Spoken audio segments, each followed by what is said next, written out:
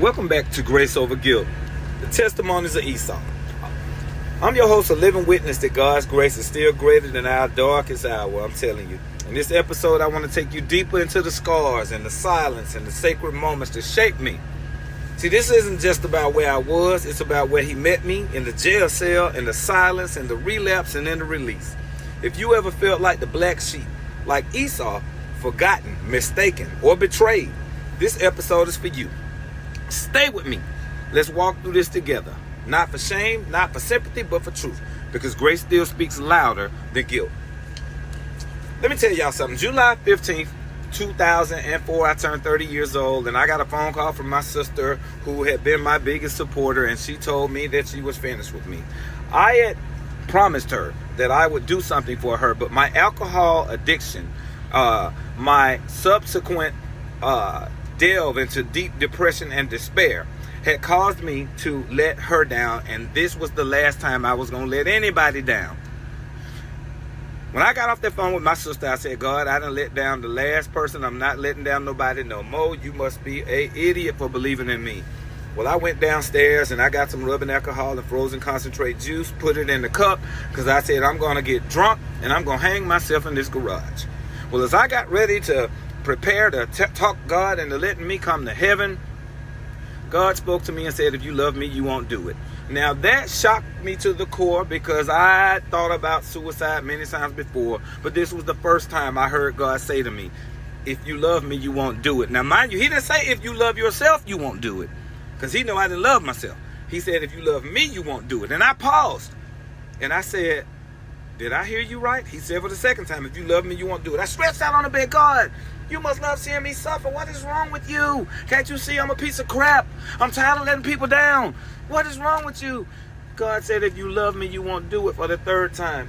He told me to get up and look through my wallet, and I came to a card with a gentleman who I had met a couple of years before when I was in an earlier state of suicide and going to commit suicide. He told me to call that gentleman, and when that gentleman picked up the phone, he said, hello. I reminded him where he knew me from, and he said, yes, I remember you. God said, ask him. I said, you know where I can get some help for drinking? He said, no, I don't understand. Or he said, no, I don't know. I don't understand alcoholism, but if I find out, I didn't want to care what he had to say. I was just, God, your plan didn't work. Now you got to let me come to heaven. I got off the phone with that gentleman, and as I prepared to get ready to finish my inhibition so I can go and kill myself, the phone rang, and it was that gentleman. He said, hey, I'm on the way to come get you. Where do you live in Lithonia? I said, call me when you get close. And I'm running down, trying to run and hang the phone up, because the devil is saying, you got to kill yourself now. So I'm running with the phone trying to get to the room, and I'm saying, hey, call me when you get close. He said, well, I'm already close. I knew he lived an hour away.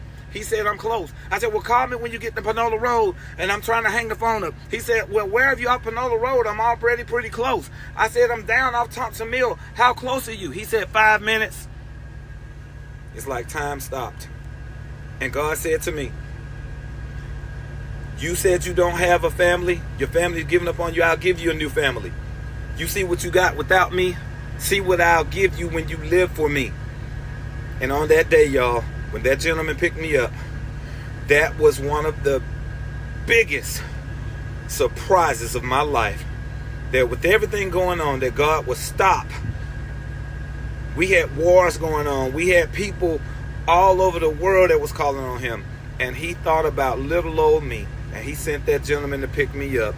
And you can hear me today telling this testimony now about how God intervenes when you truly are at your lowest point in life.